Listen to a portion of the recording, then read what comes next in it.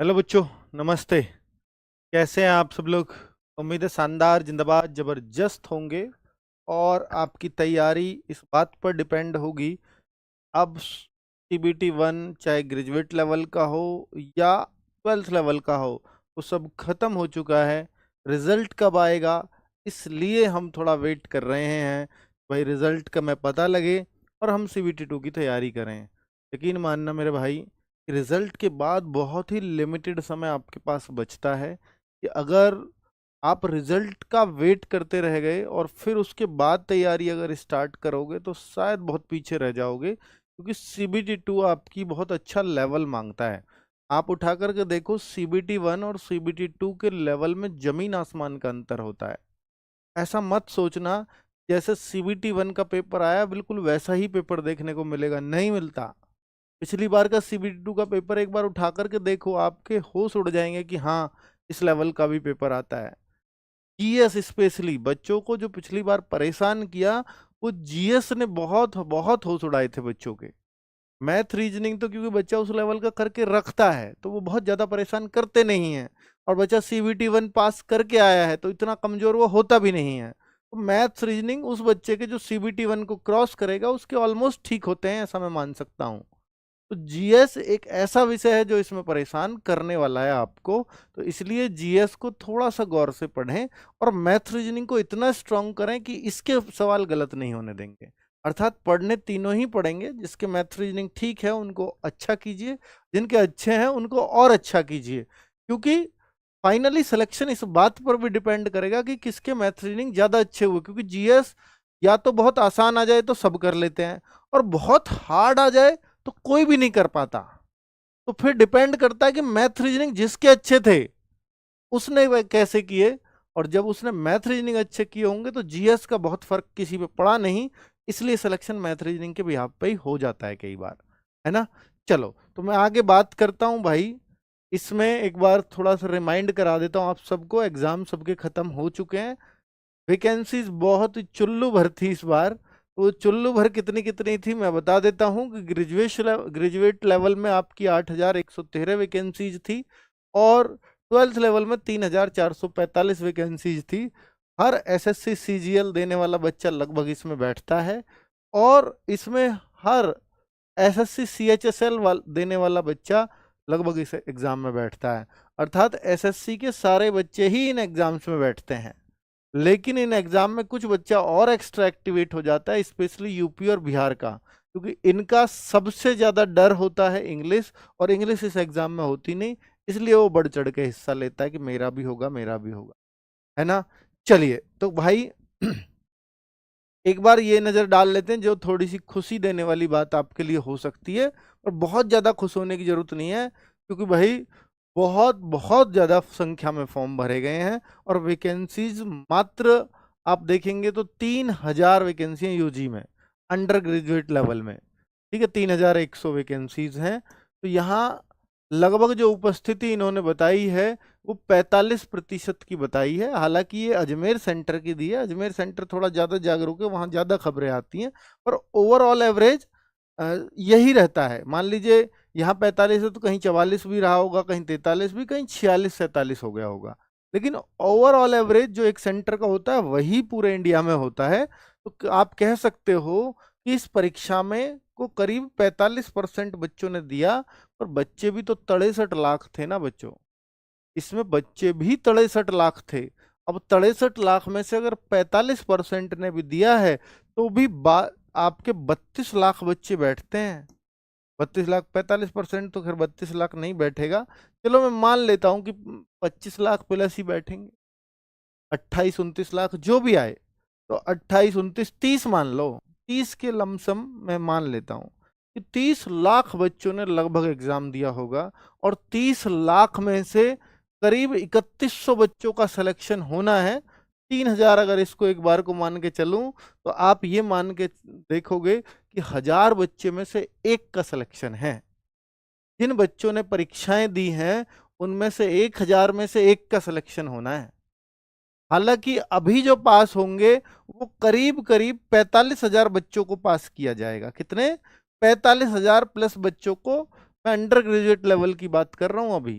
15 गुना बच्चों को पास किया जाएगा, अर्थात 45,000 CBT 2 में बैठेंगे।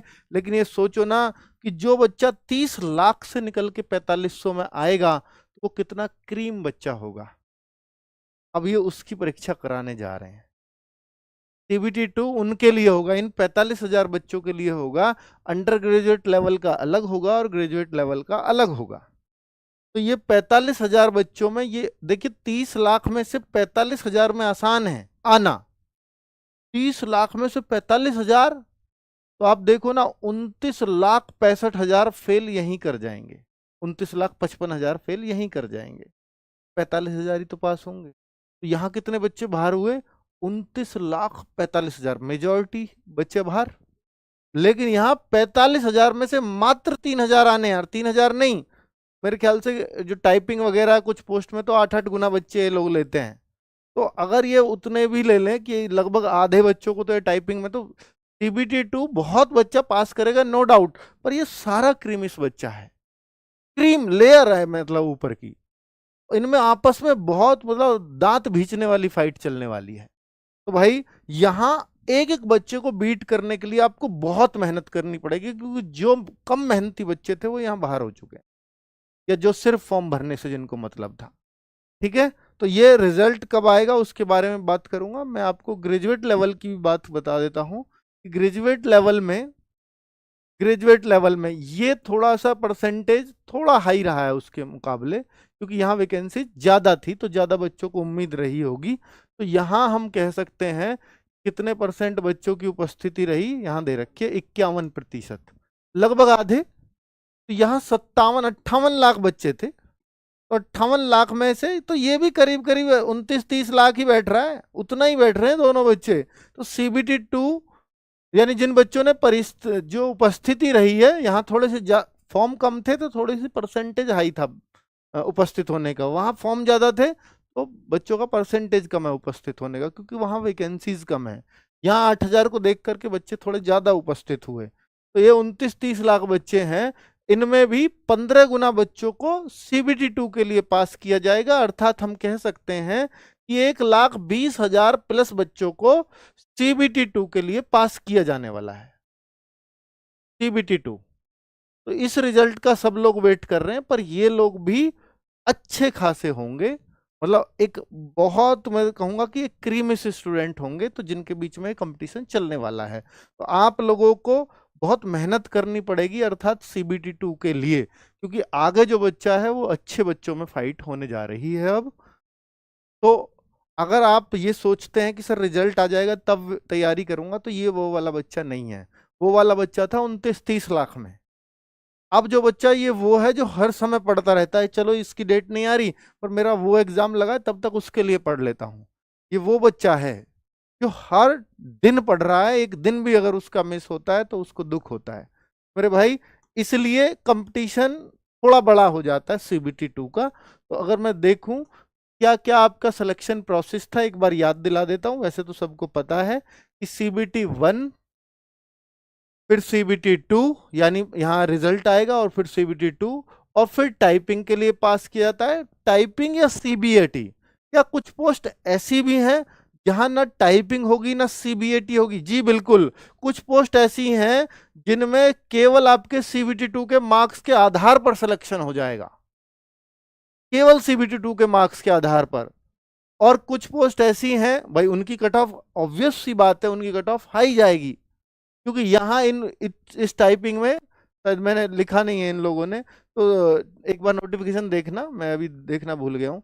7-8 गुना बच्चा मुझे ध्यान आ रहा है, लिखा हुआ था, एक बार चेक करो भाई, है ना, 8 गुना बच्चा है करीब, जो मुझे ध्यान है 8 गुना बच्चा यहाँ। तो लगभग आधे बच्चों को टाइपिंग वाली पोस्ट में तो बिठा दिया जाएगा, जितनी भी, हालांकि टाइपिंग वाली अलग अलग पोस्ट के लिए अलग अलग वैकेंसी, तो उसका 8 गुना किया जाएगा, फिर उनको कैटेगरी वाइज बांटा जाएगा। तो फिर जो टाइपिंग वाली पोस्ट है उसकी कट ऑफ काफ़ी कम जाएगी, जो टाइपिंग वाली पोस्ट नहीं है उनकी कट ऑफ काफ़ी हाई जाती है। तो अभी मैं दिखाऊंगा आपको टाइपिंग वाली कौन सी पोस्ट है, ताकि आपको और क्लियर हो सके। और बाद में मेडिकल और डॉक्यूमेंट वेरिफिकेशन होता है, कुछ पोस्ट के लिए मेडिकल बहुत आसान है, और डॉक्यूमेंट वेरिफिकेशन में तो आपके डॉक्यूमेंट्स ही देखे जाने हैं, वो कोई दिक्कत वाली बात नहीं है। मैं लिख करके लाया हूँ, अगर आप ग्रेजुएट लेवल में देखना चाहते हो ग्रेजुएट लेवल, तो ये पोस्ट है ग्रेजुएट लेवल में। टाइपिंग आप देखना चाहो देखो किस में होते हैं, गुड्स एंड ट्रेन मैनेजर में कोई टाइपिंग नहीं है।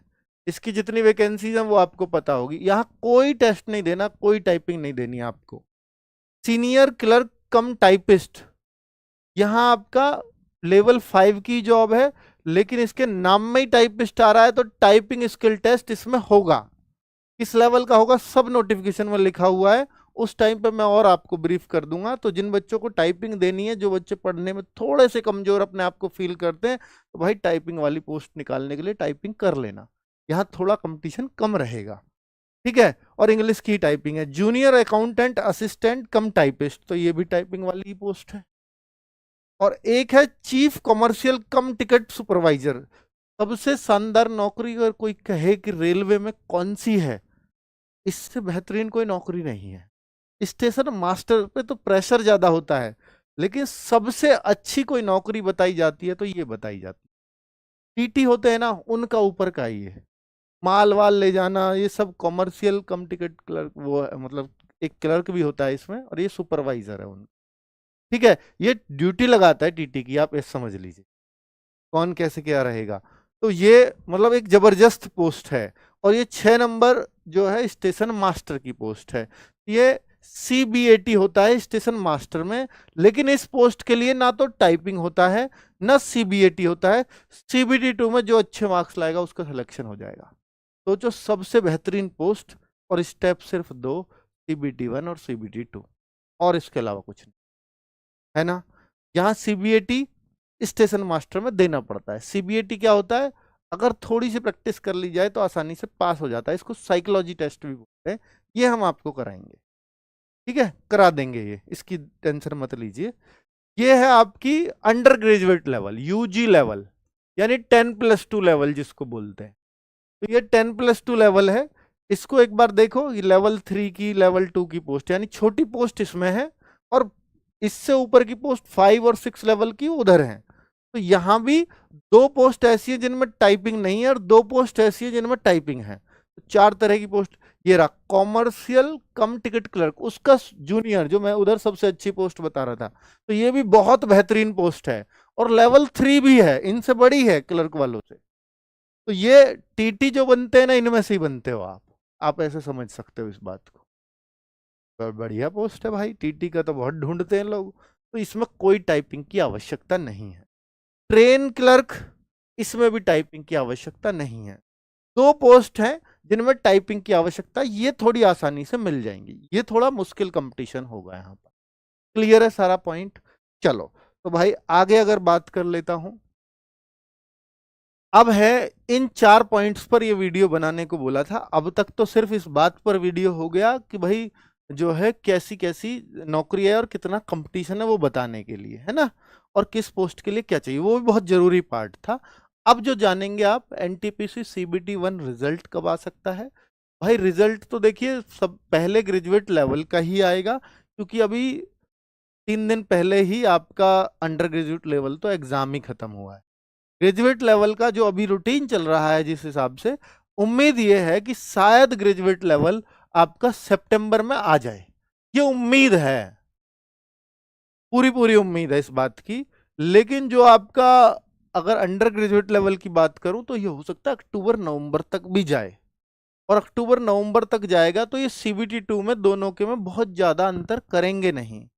तो अगर ये नवंबर में गया अंडर ग्रेजुएट लेवल तो नवंबर के बाद ही होगा, और नवंबर के बाद अगर CBT2 होगा तो आप समझ लीजिए कि दिसंबर तक वैसे भी नहीं होना, क्योंकि ग्रुप डी का आपका एग्जाम चल रहा होगा बीच में। शायद बहुत कम चांस है कि बीच में CBT2 करवा लिया जाए, क्योंकि 17 नवंबर से ग्रुप डी का एग्जाम स्टार्ट हो रहा है। फिर अगर ये नवंबर तक नहीं हुआ, मिड ऑफ नवंबर, जिसकी संभावनाएं भी बहुत कम है कि मिड ऑफ नवंबर तक ये एग्जाम होगा, तो फिर ये आपका सीधा जनवरी में जाएगा। मोस्ट प्रोबेबली ये जनवरी में होगा।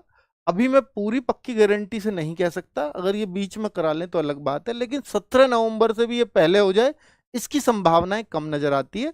हालांकि रेलवे पिछले कुछ टाइम से बहुत एक्टिवली काम कर रहा है, और कुछ नोटिस ऐसे भी हैं जो चंद दिनों पहले भी आए हैं CBT2 के, बिल्कुल कोई उम्मीद नहीं थी और आ गया।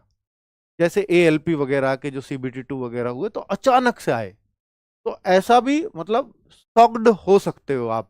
रिजल्ट के तुरंत बाद आपको हो सकता है CBT2 की डेट मिल जाए, तो फिर कुछ भी संभव है कि 17 नवंबर से पहले ये करा ले। पर चांसेस मैं आपको बता रहा हूं कि अगर सितंबर लास्ट तक आता है तो अक्टूबर में चांसेस इसलिए नहीं है क्योंकि अक्टूबर में उसका रिजल्ट आएगा, अक्टूबर या नवंबर में, और अक्टूबर नवंबर में रिजल्ट आएगा तब उसका CBT2 होगा, उसके बाद ही CBT2 होगा।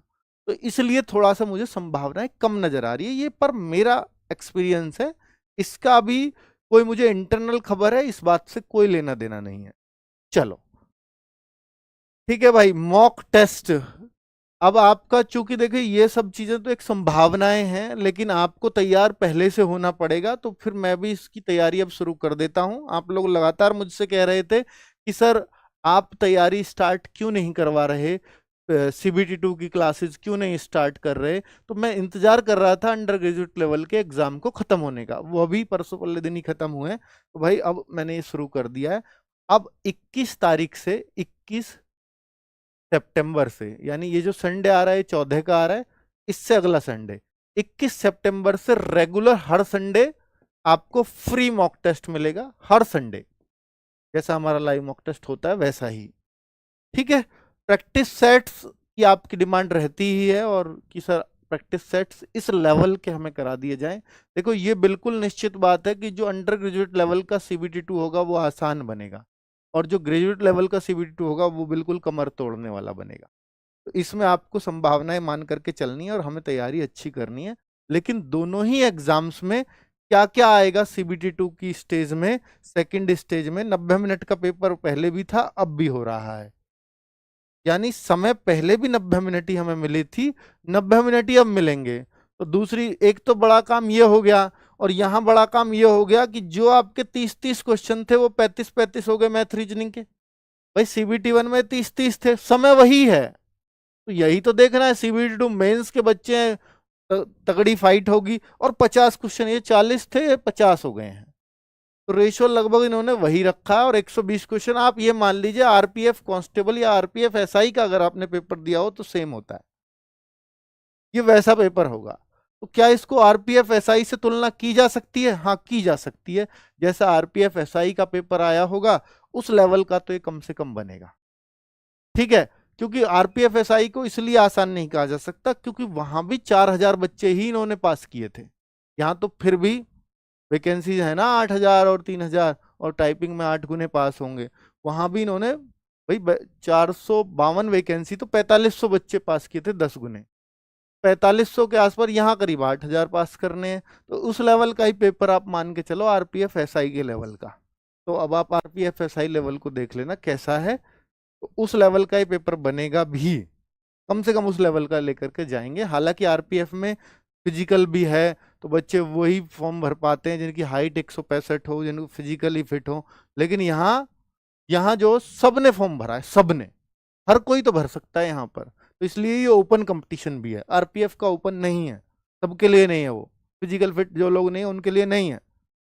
ठीक है, तो इसलिए उससे थोड़ा सा टफ ही मान करके चलना है इसको RPF SI से। तो CBT2 का सिलेबस अगर हम बात करें तो भाई मैथमेटिक्स CBT2 का सिलेबस देख लीजिए कि आपको एलिमेंट्री स्टैटिस्टिक्स भी पढ़ना पड़ेगा, ट्रिग्नोमेट्री, ज्योमेट्री, आप कहो ये तो सब कुछ वही है जो प्रीलिम्स में या CBT1 में दिया हुआ था, हाँ बिल्कुल वैसा ही है।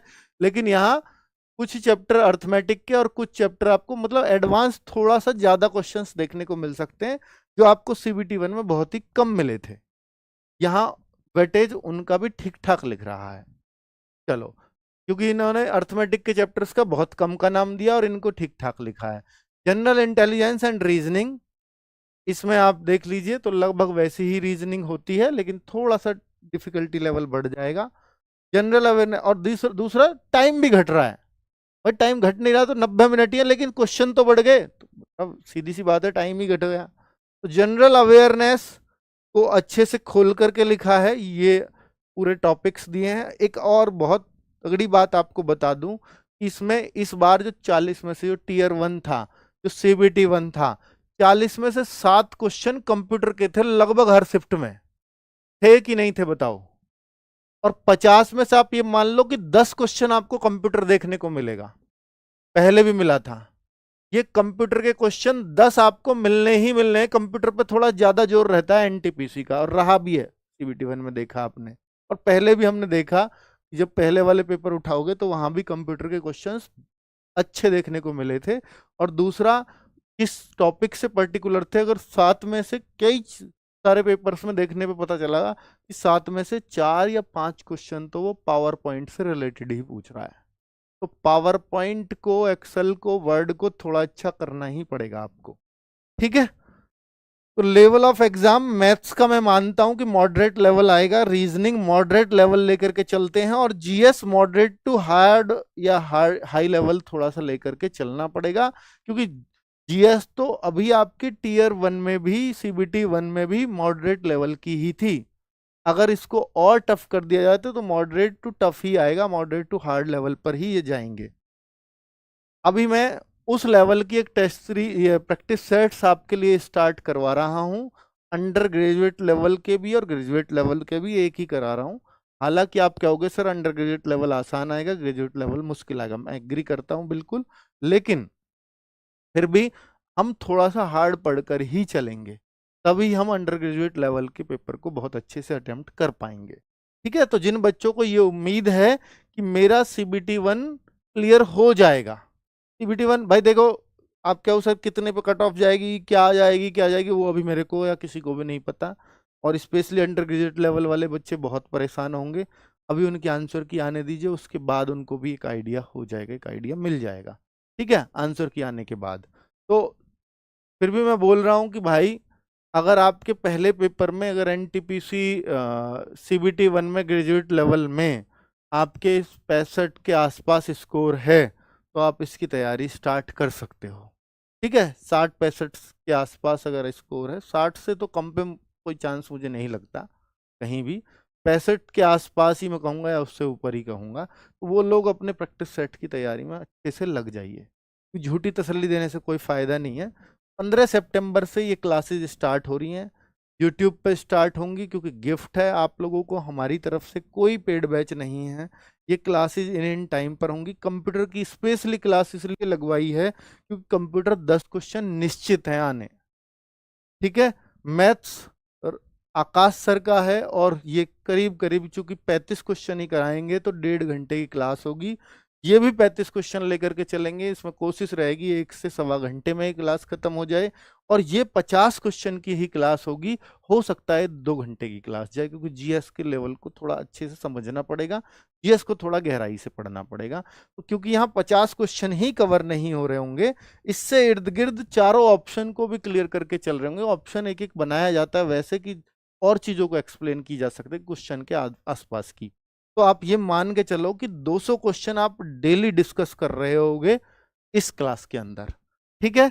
Reasoning, math, computer and GS, computer का विशेष ध्यान रखा गया है भाई, तो मैं कहूंगा कि इसको बहुत ज्यादा नहीं करके इसको वन शॉट के रूप में हम कराएंगे 8 बजे से, और ये कुछ सैटरडे, देखिए आपको इसलिए उन्होंने लिख दिया कि सैटरडे स्पेशल 8 बजे से होगा, वन शॉट होगा, तो हो सकता है कि 3 से 4 घंटे की क्लास ली जाए, 3 से 4 घंटे, और अगर ये 3 से 4 घंटे की होगी तो फिर इतनी क्लासेस करने में रोज कोई दिक्कत नहीं है किसी भी बच्चे को, 3 क्लास डेली करो, और ये केवल सैटरडे कर लो 3-4 घंटे की, तो ये पूरे हफ्ते का वो आ जाएगा आपका, कि जितना कंप्यूटर पढ़ना चाहिए उतना पढ़ रहे हैं, डेली ऑक्यूपाई करने से कोई अर्थ नहीं है, ठीक है।